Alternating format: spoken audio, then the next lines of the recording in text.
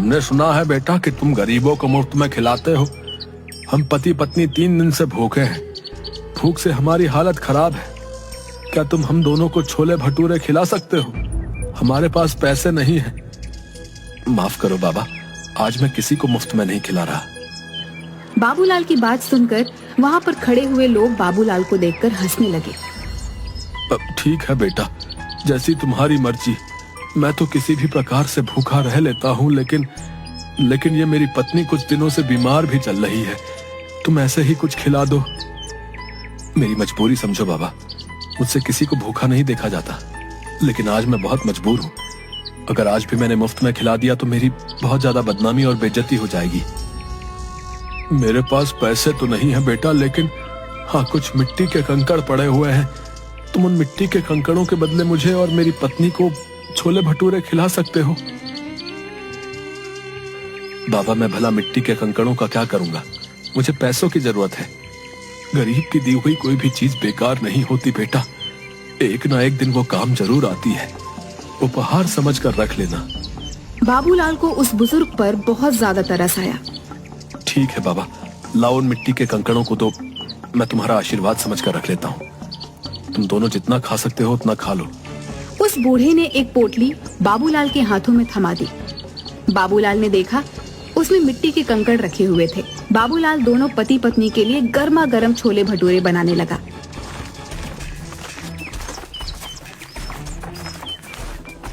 तभी वहाँ पर ठेला लगाकर खड़ा हुआ नरेश बाबूलाल से बोला, अरे इन मिट्टी के कंकड़ों से तू भला कैसे सीताराम और मोहनलाल का कर्जा चुकाएगा रे?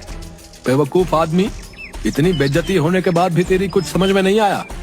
नरेश, मेरी जिसे मर्जी चाहेगी मैं उसे मुफ्त में खिलाऊंगा। तू कौन होता है मुझे रोकने वाला? जाकर बोल देना अपने मुखिया को। मुखिया का चमचा कहीं का। 3 दिन बाद जब मुखिया उन दोनों से तेरे सर पर चप्पलें पड़वाएगा ना, उस दिन मैं तुझसे बात करूंगा। हाँ, मुझे भगवान पर पूरा विश्वास है, वो दिन कभी नहीं आएगा। इतना कहकर बाबूलाल फिर से छोले भटूरे बनाने लगा, मगर देखते ही देखते वह बूढ़े पति पत्नी बाबूलाल के सारे छोले भटूरे खा गए। बाबूलाल जरा सा चेहरा लिए उन्हें देखता रह गया। उसने देखा उसके ठेले पर अब कुछ भी नहीं बचा था। बाबूलाल चुपचाप अपने घर चला गया। क्या हुआ, आज दोपहर में ही कैसे चले आए? कहीं आज भी सारे छोले भटूरे कहीं बांट तो नहीं आए? निर्मला, मुझसे इस वक्त बात मत करो। अरे तो फिर और किससे बात करूं?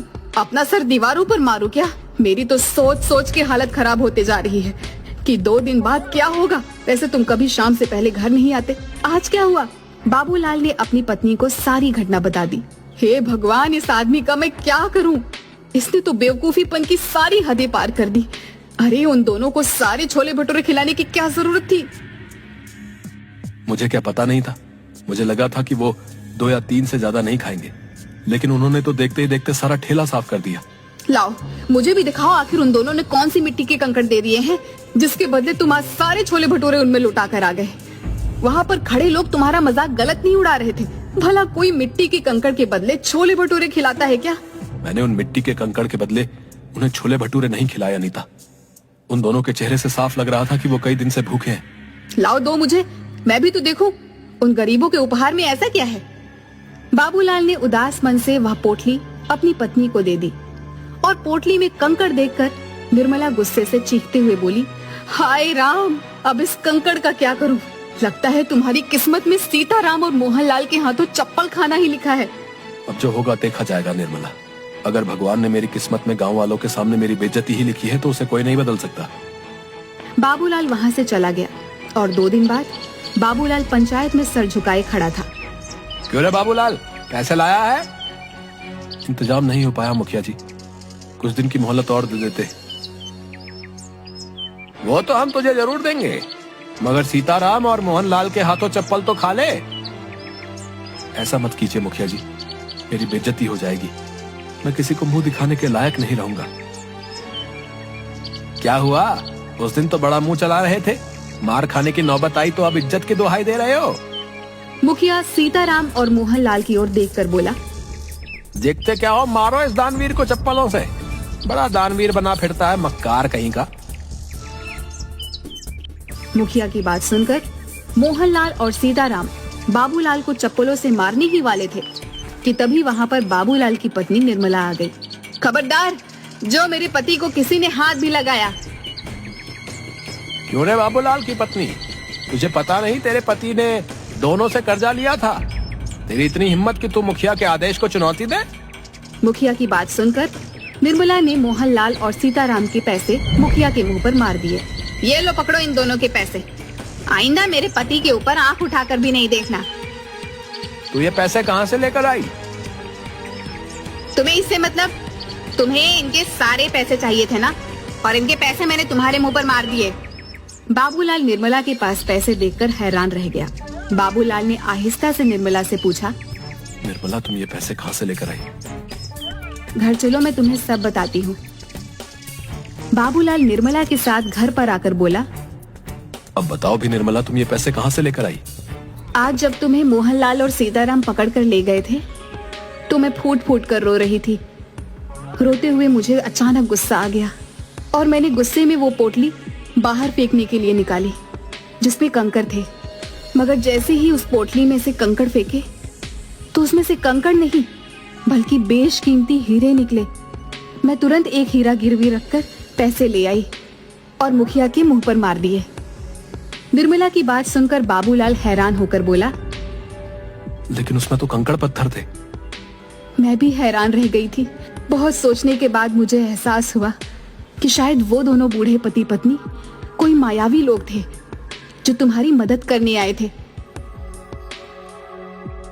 निर्मला ने इतना कहा ही था कि तभी दरवाजे पर दस्तक हुई। निर्मला उन हीरों को देखने में खोई हुई थी। बाबूलाल ने जाकर दरवाजा खोल दिया।